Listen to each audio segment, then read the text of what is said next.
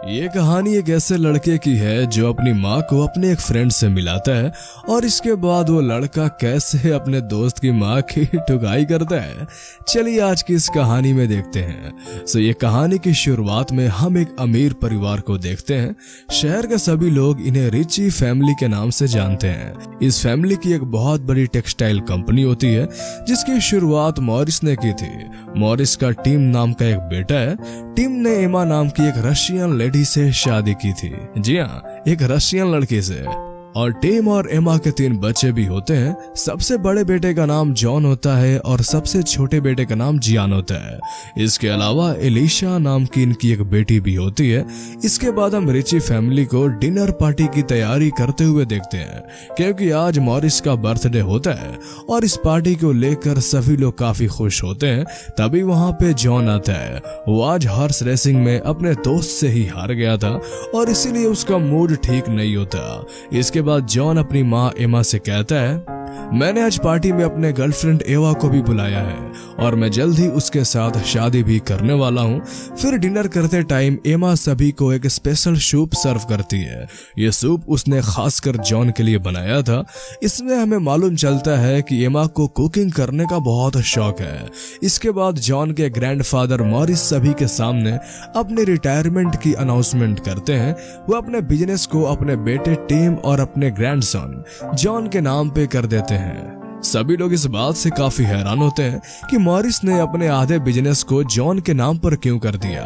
यहाँ पे Elisa Morris को अपनी बनाई हुई एक पेंटिंग दिखाती है, लेकिन मॉरिस उसके पेंटिंग पे ज्यादा ध्यान नहीं देता। ये देखकर एलिसा को काफी बुरा लगता है। एलिसा को उदास देखकर उसकी दादी उसे चीयर अप करती है। और अब डिनर के बाद वहां पे जॉन का दोस्त एंटोनिया भी आता है। एंटोनिया अपने डैड के होटल में शेफ का काम करता था, इसीलिए वो मॉरिस के लिए अपने हाथों से एक केक बना कर लाया था।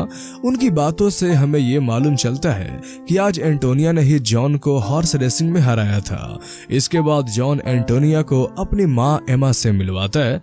एमा को एंटोनिया काफी पसंद आता है। अगले दिन एमा जब घर का काम कर रही थी तभी जॉन के कपड़े में उसे एक सीडी और एक लेटर मिलता है। जॉन को ये लेटर एलिस ने लिखी थी। लेटर में एलिसा ने लिखा था वो एक लेस्बियन है और वो एक लड़की से प्यार करती है। दरअसल एलिसा ने ये बात जॉन को इसलिए लिखी थी क्योंकि पूरी फैमिली में इकलौता वही था जो उसकी फीलिंग को समझ सकता था। इसके बाद हम जॉन को देखते हैं। वो एंटोनियो से मिलने के लिए आया हुआ था। यहाँ वो एंटोनिया से ईवा के बर्थडे पार्टी के अरेंजमेंट्स करने के लिए कहता है। इस पार्टी में वो एवा को शादी के लिए प्रपोज भी करने वाला था।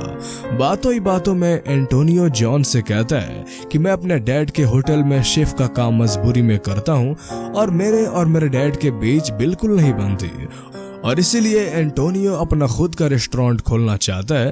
इस पर जॉन एंटोनियो से कहता है कि मेरे डैड की ये खाली प्रॉपर्टी है, क्यों ना हम दोनों मिलकर वहां पे एक रेस्टोरेंट खोलें। तुम्हारे पास रेस्टोरेंट चलाने का एक्सपीरियंस भी है। ये सुनकर एंटोनियो खुश हो जाता है। इसके बाद हम एंटोनियो को एवा के बर्थडे पार्टी की तैयारी करते हुए देखते हैं।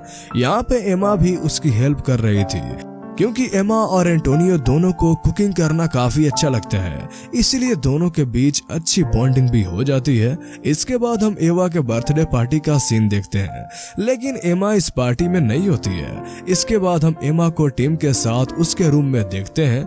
बातों ही बातों में टीम एमा से कहता है कि मैं अपने इस फैमिली बिजनेस को बेचना चाहता हूँ, लेकिन डैड ने आधा बिजनेस जॉन के नाम पे करके ठीक नहीं किया क्योंकि वो अच्छे से जानता था कि जॉन इस बिजनेस को बेचने नहीं देगा।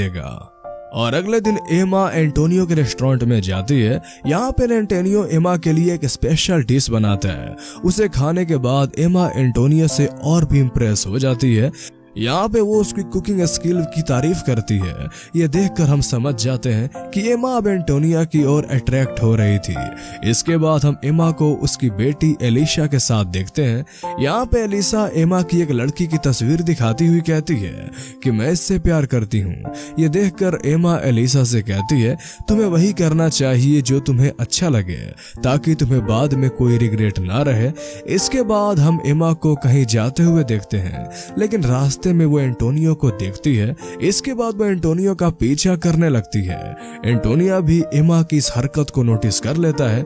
फिर यहाँ पे ये दोनों एक दूसरे से मिलकर ऐसे प्रिटेंड करते हैं जैसे दोनों इत्तेफाक से मिले होते हैं। फिर बातों ही बातों में एंटोनिया एमा से अपने और जॉन के रेस्टोरेंट वाले बिजनेस के बारे में बोलता है और इसके बाद एंटोनिया एमा को लेकर अपने घर पर आ जाता है।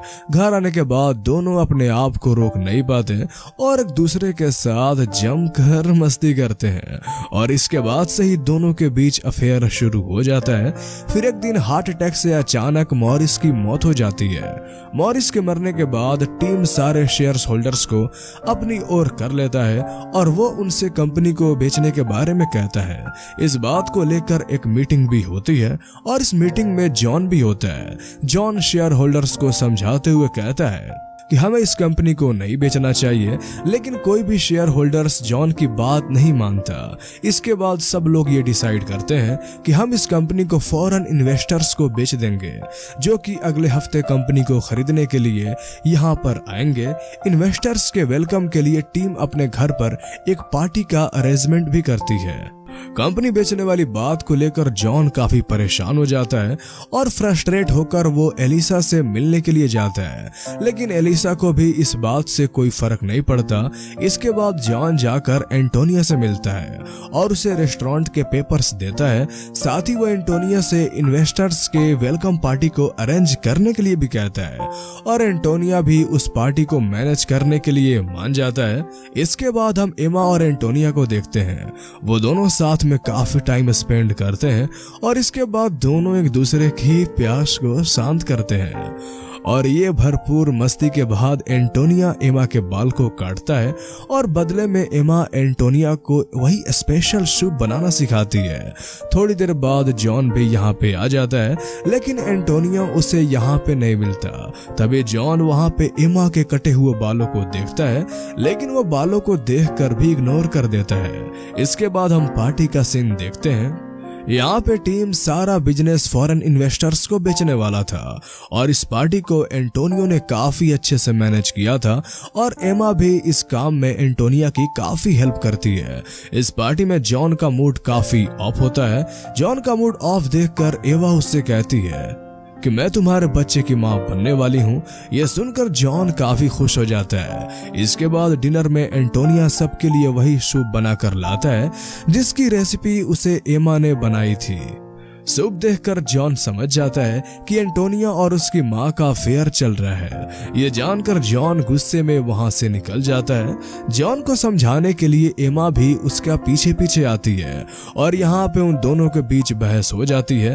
तभी अचानक से जॉन का पैर फिसल जाता है और उसका सर एक पत्थर से लग जाता है, जिसके बाद सब लोग जॉन को लेकर अस्पताल पहुंच जाते हैं। लेकिन यहाँ पे जॉन की मौत हो जाती है। जॉन की मौत का सबसे ज्यादा दुख एमा को होता है और इसीलिए वो जॉन के फ्यूनरल के बाद टीम से सारी बातें बोल देती है और कहती है कि मैं एंटोनियो से प्यार करती हूँ। एमा और एंटोनिया के अफेयर के बारे में जानने के बाद टीम उसे अपने घर से चले जाने के लिए कहता है। ये सुनने के बाद एमा सारा सामान लेकर वहां से जाने लगती है, लेकिन तभी वो अपनी बेटी एलिसा को देखती है। एमा को देखकर एलिसा समझ जाती है कि उसकी माँ अब अपनी जिंदगी अपने मन के अनुसार जीने जा रही है और इसीलिए उसे अपनी माँ का ये फैसला काफी अच्छा भी लगता है। इसके बाद हम एमा और एंटोनियो को एक साथ एक गुफा में देखते हैं। अब ये वहां पे क्या कर रहे हैं ये तो आप बखूबी जानते होंगे। और इसी के साथ ये कहानी यहीं पर खत्म हो जाती है। तो कैसी लगी आपको ये कहानी हमें कमेंट करके जरूर बताएं। और अगर आप इस तरह के और मूवीज एक्सप्लेनेशन देखना चाहते हैं तो हमारे चैनल को सब्सक्राइब कर लें। तो फिर मिलते हैं अगले वीडियो में, तब तक के लिए गुड बाय।